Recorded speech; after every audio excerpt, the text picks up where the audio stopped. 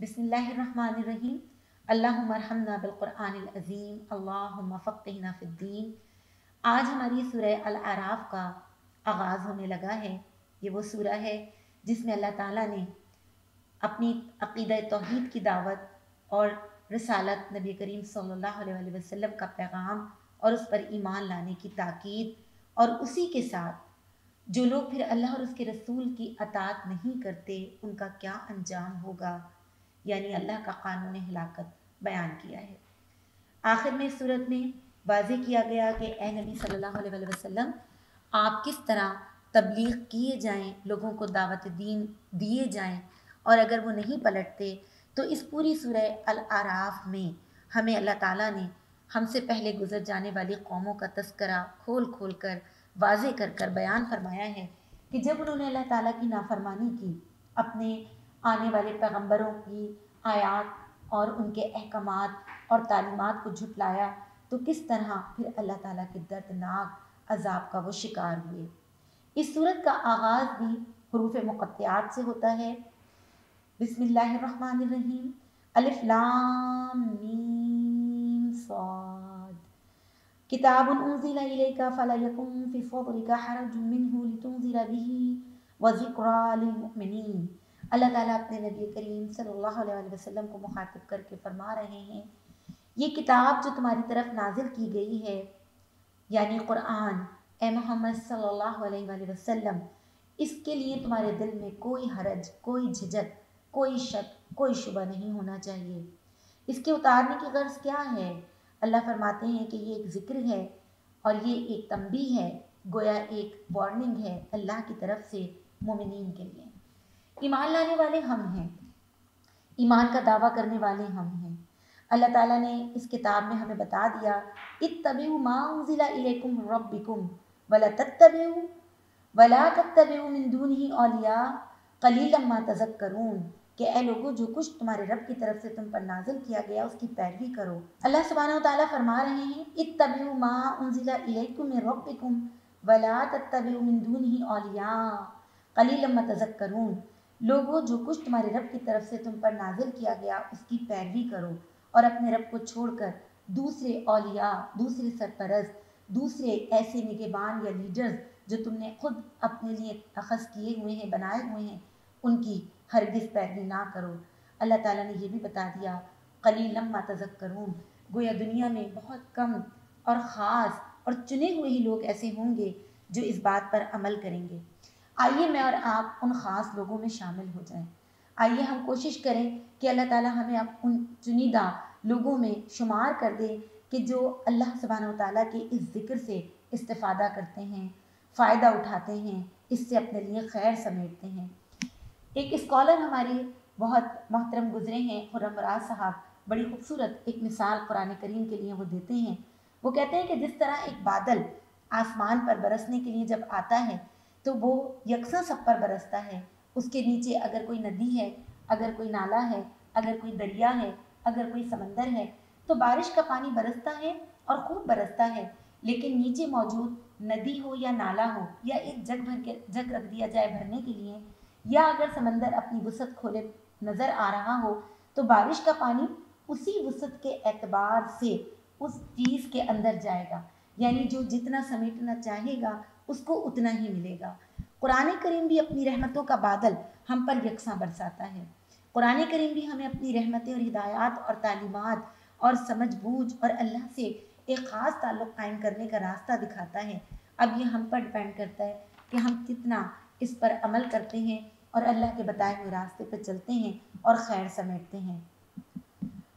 हमें ये बात याद रखनी होगी कि आज कुरान हमें जो मैसेज दे रहा है, हम उसमें से अपने लिए उसूल ज़रूर चुनने वाले हों, अपने लिए कोई ना कोई मैसेज, और अल्लाह ताला जिस सबक को हमें सिखाना चाहते हैं, जो तंबीह हमें करना चाहते हैं, जो इबरत हमें दिलाना चाहते हैं, हम वो इबरत हासिल कर लें।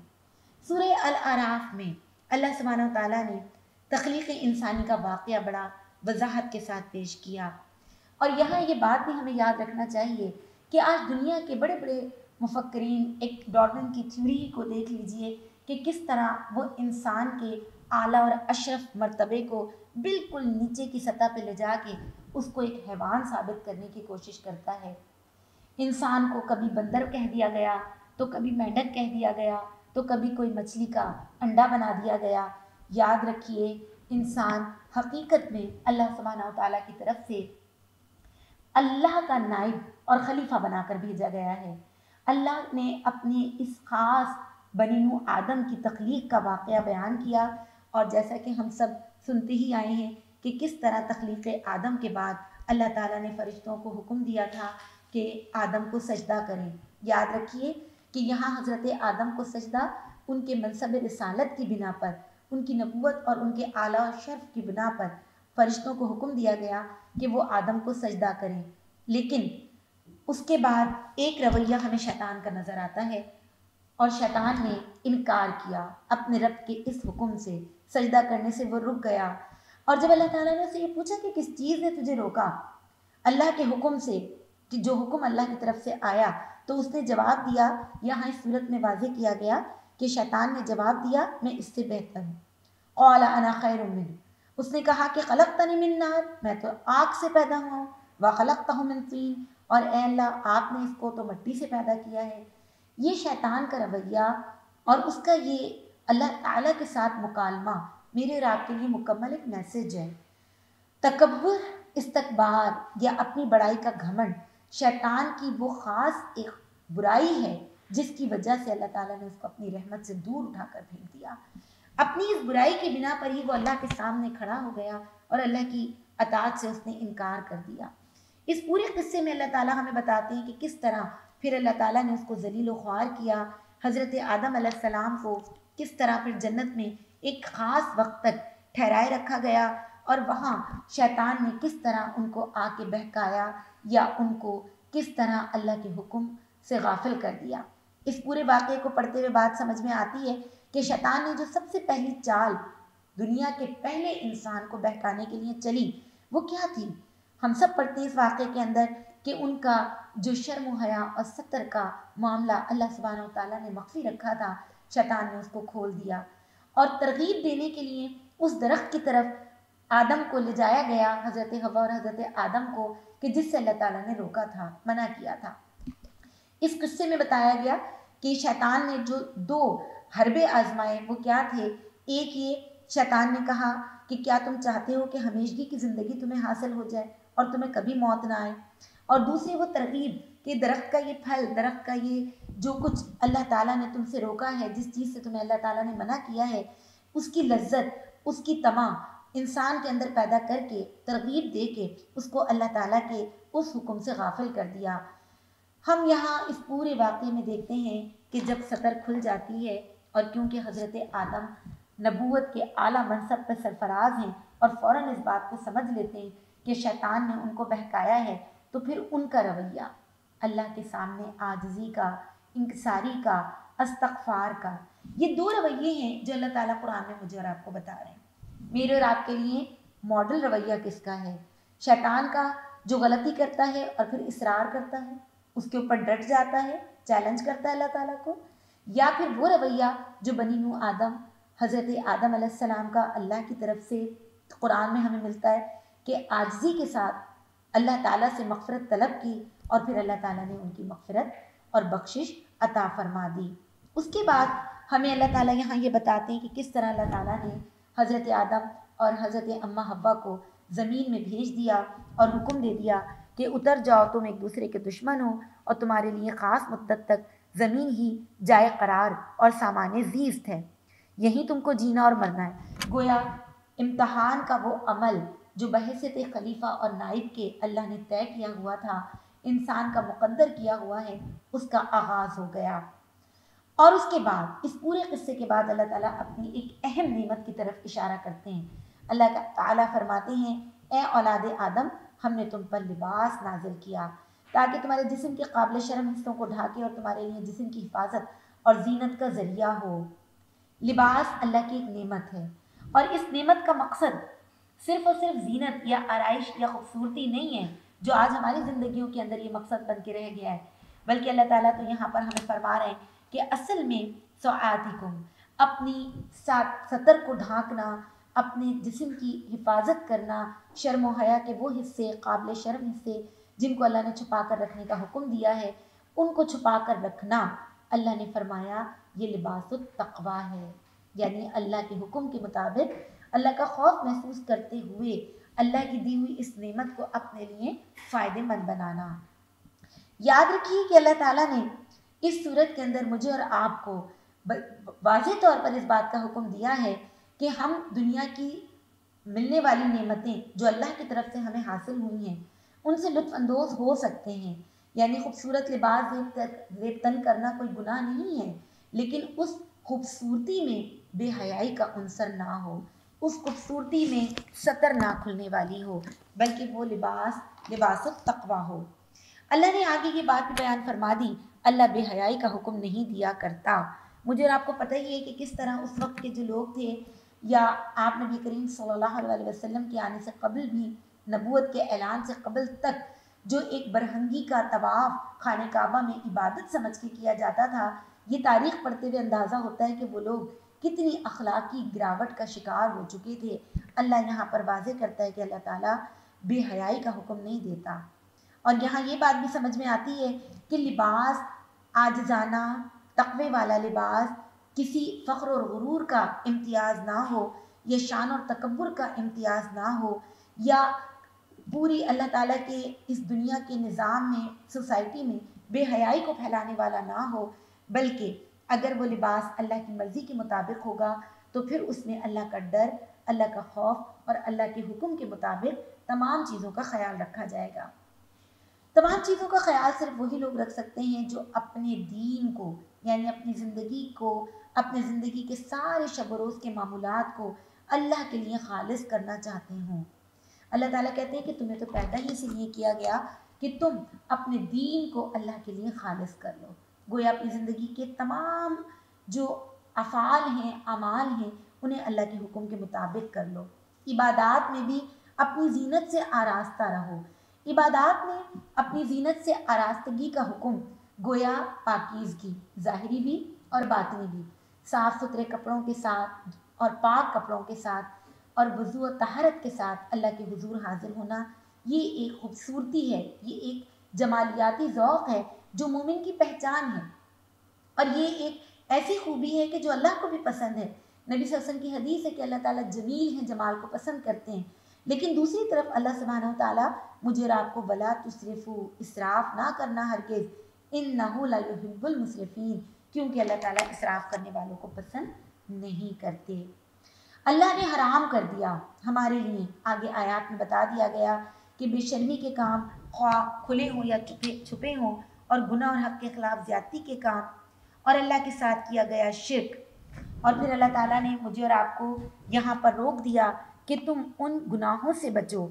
جو اللہ سبحانہ و تعالیٰ کی طرف سے میرے اور آپ کے لیے حرام ہیں۔ یہاں مولانا مودودی رحمۃ اللہ علیہ گناہ کس کو کہتے ہیں؟ فرماتے ہیں کہ آسمن، یہ جو لفظ گناہ کے لیے یہاں پر آیا، دراصل یہ کوتاہی کے معنوں میں ہے۔ آسمہ عربی زبان میں ایک محاورہ تھا کہ وہ کہتے تھے اس اونٹنی کو جو تیز چل سکتی تھی لیکن جان بوجھ کر سستی کا عمل کرتی تھی یا ہلکے چلتی تھی، تو اس سے یہاں یہ مفہوم اخذ کرنا ہمارے لیے آسان ہے کہ اپنے رب کی اطاعت و فرما برداری میں کوئی شخص قدرت و استطاعت رکھتا ہو، زیادہ بڑھ کر نیکیاں کر سکتا ہو، لیکن دانستہ کوتاہی کرے، دانستہ اپنی رفتار کو اطاعت میں پیچھے رکھے، تو گویا اس نے گناہ کیا۔ اللہ تعالیٰ یہاں سورہ الاعراف کی آیت نمبر 33 میں ہمیں منع فرما رہے ہیں، بلکہ حرام کیا گیا اور کہا گناہ اور حق کے خلاف زیادتی نہ کرو، اللہ کے ساتھ کسی کو شریک نہ کرو۔ اسی طرح پھر ہم جب اس صورت کے باقی اور آگے اسباق دیکھتے ہیں تو اللہ کی طرف سے ہمیں معلوم ہوتا ہے کہ اللہ تعالیٰ نے جنت کا بہترین ایک خوبصورت نقشہ کھینچا، اور جہنم کی ان تمام خرابیوں اور جہنم کے اس ڈر کو، خوف کو ہمارے اندر پیدا کیا کہ جس کو اگر ہم اپنے اندر بٹھا لیتے ہیں تو پھر اس سے بچنے کی کوشش بھی کریں گے، اور اللہ تعالیٰ ہمیں اس سے معاف بھی فرما دیں گے، لیکن ساتھ میں شرط عائد کی، اور شرط کیا ہے؟ آیت نمبر 54 کو پڑھ لیتے ہیں۔ الا لہ الخلق والامر،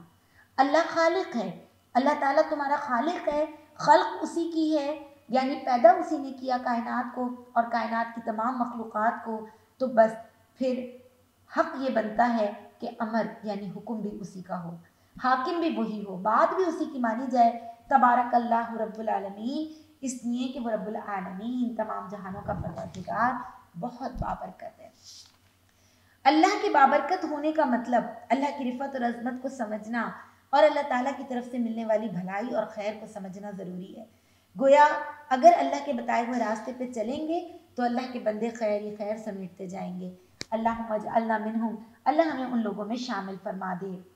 اللہ یہاں فرماتے ہیں آگے سورہ اعراف کی آیت نمبر 56 میں کہ تم زمین میں فساد برپا نہ کرو جبکہ اس کی اصلاح ہو چکی۔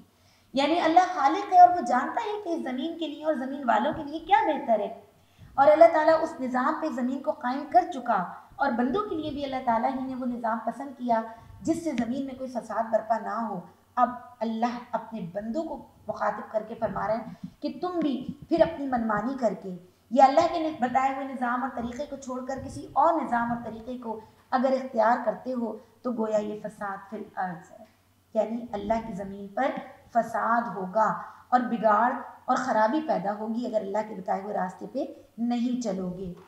آگے اس صورت میں اللہ تعالیٰ کی حمد و ثنا اور توصیف بیان کی گئی، اللہ تعالیٰ کے اختیارات کا ذکر ہوا، اور ساتھ یہ بیان کر دیا گیا کہ اللہ حد سے گزرنے والوں کو پسند نہیں کرتا۔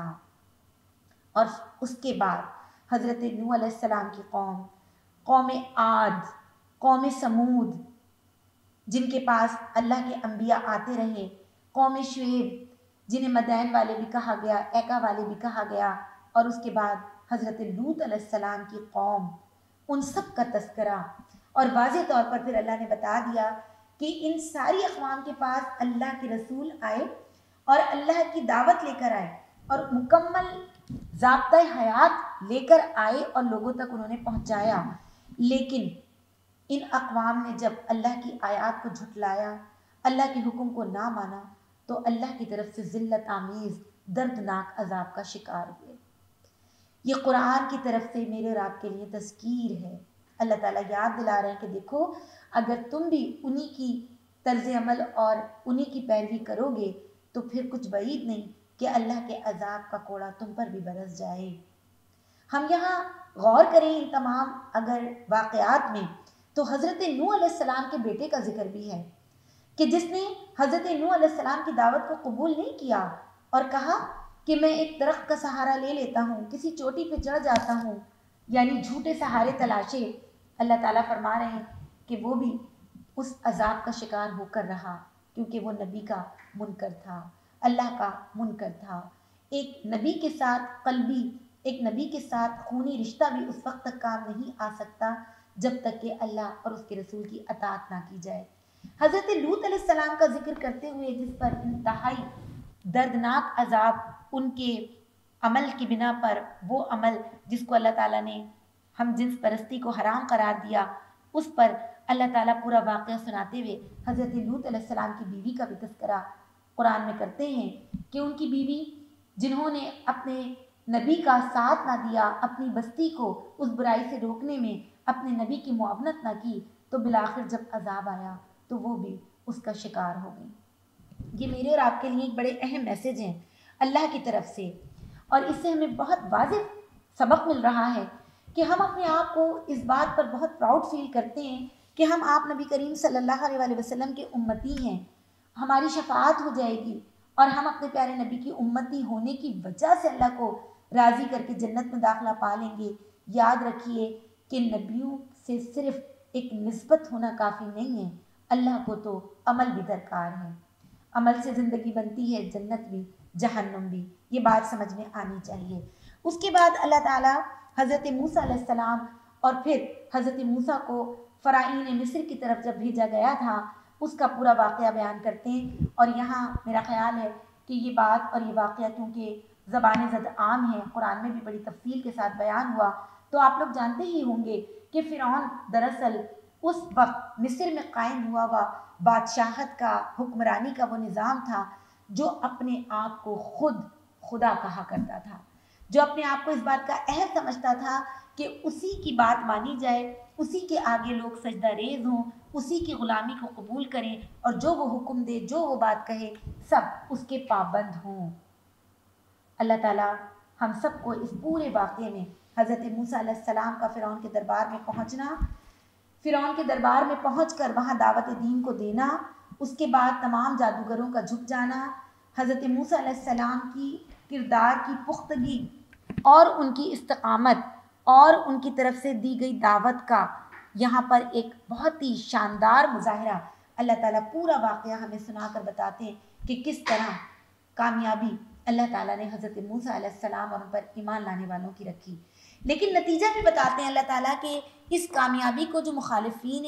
اسلام تھے اس وقت کے، یا جو دین کے اور حق کے خلاف تھے، انہوں نے اتنی آسانی سے قبول نہیں کیا، بلکہ حضرت موسیٰ کے لیے جو آزمائش پھر شروع ہو جاتی ہے اور جو ان کے لیے سزاؤں کا تقرر کر دیا جاتا ہے فرعون کی طرف سے، اس کے بارے میں بھی بڑی وضاحت کے ساتھ یہاں بیان کیا گیا، جس سے ہمیں سمجھ میں آتا ہے کہ خیر کے راستے پہ چلنا کوئی آسان کام نہیں ہے۔ یہ شہادت گاہ الفت میں قدم رکھنا لوگ آسان سمجھتے ہیں مسلمان ہونا، بات اصل میں یہ ہے کہ جب کلمہ طیبہ پڑھ کر اللہ کے راستے پر قدم رکھ دیا جائے اور نیکیوں کی طرف اپنے آپ کو لے جانے کی کوشش کی جائے تو مخالف طاقتیں اپنی پوری قوت کے ساتھ آ کر کھڑی ہو جاتی ہیں۔ آج ہمارے فی زمانہ بھی یہی حالات ہیں۔ اللہ تعالیٰ اس صورت میں ہمیں یہ بتاتے ہیں کہ جو آزمائش اللہ کی طرف سے آتی ہے اس سے جو لوگ ایمان والے ہیں وہ تو خیر پا لیتے ہیں، ہدایت پا لیتے ہیں، لیکن جو گمراہ ہونے والے ہوتے ہیں وہ گمراہ ہو جاتے ہیں۔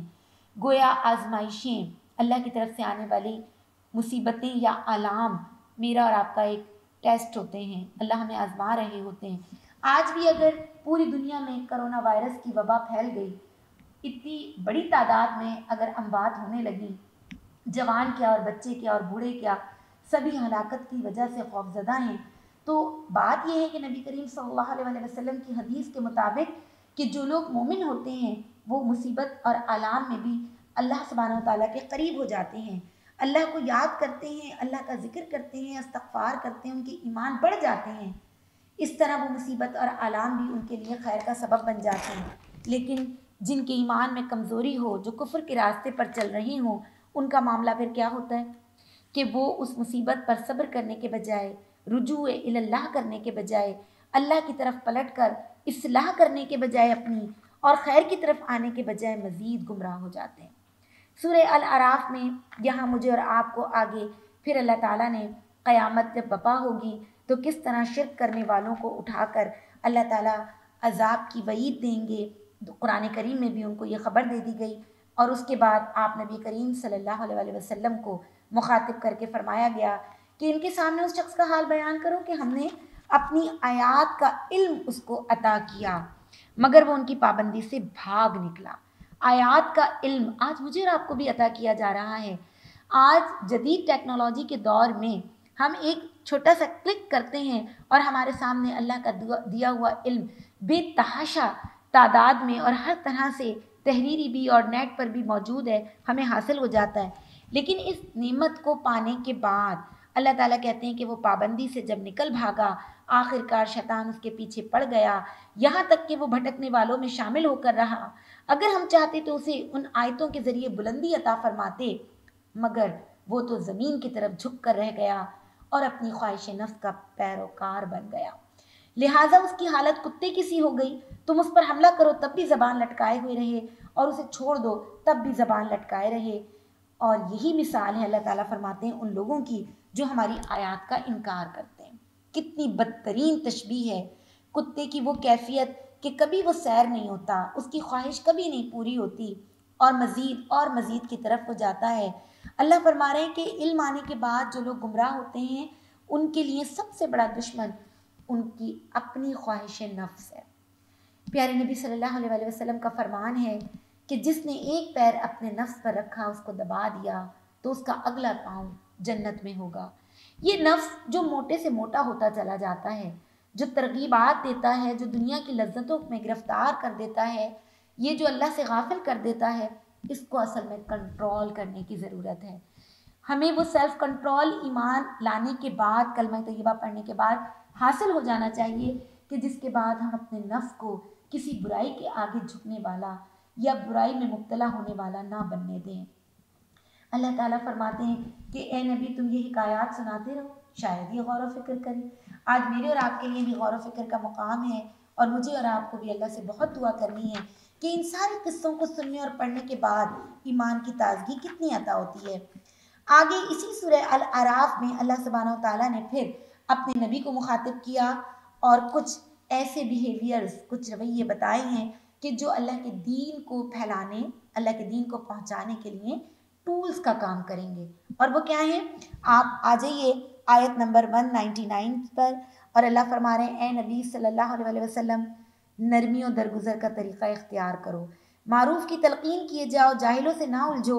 اگر کبھی شیطان تمہیں اکسائے تو اللہ کی پناہ مانگو، وہ سب کچھ سننے والا اور جاننے والا ہے۔ حقیقت میں متقین تو وہ لوگ ہیں کہ اگر شیطان کا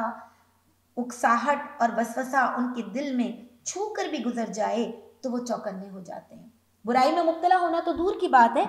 مومنین کی یہ خاص پہچان بتائی گئی کہ اگر کوئی برا خیال کسی بدی کی طرف مائل کرنے کے لیے شیطان وسوسہ بھی ان کے دل میں ڈالے تو وہ اعوذ باللہ من الشیطان الرجیم لا حول ولا قوت الا باللہ پڑھ کر اپنے رب کی طرف رجوع کرتے ہیں اور برائی سے اپنے آپ کو روک لیتے ہیں۔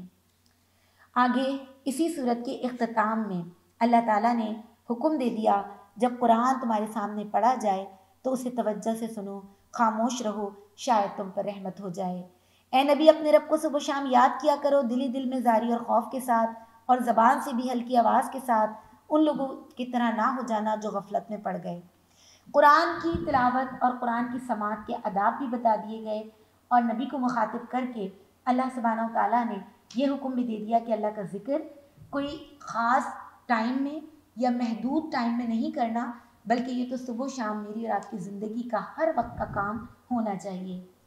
اس آیت ربانی میں آخر میں اللہ تعالیٰ نے آیت سجدہ نازل فرمائی ہے، ہم سب پر آیت سجدہ واجب ہو جاتی ہے۔ ان الذین عند ربک لیستکبرون عن عبادتہ ویسبحونہ ولہ یسجدون۔ ہم سب انشاءاللہ مسنون طریقے کے مطابق سجدہ ادا کریں گے، جہاں ہماری سورہ الاعراف کا اختتام ہوتا ہے اور اس کے بعد سورہ انفال شروع ہوتی ہے۔